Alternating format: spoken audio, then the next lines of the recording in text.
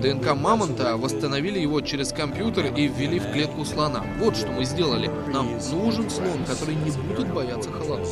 В конечном итоге мы можем создать мамонта для того, чтобы достичь первостепенную цель – сделать слонов устойчивыми к морозам и сотрудничать в дальнейшем в разработанной единой системе.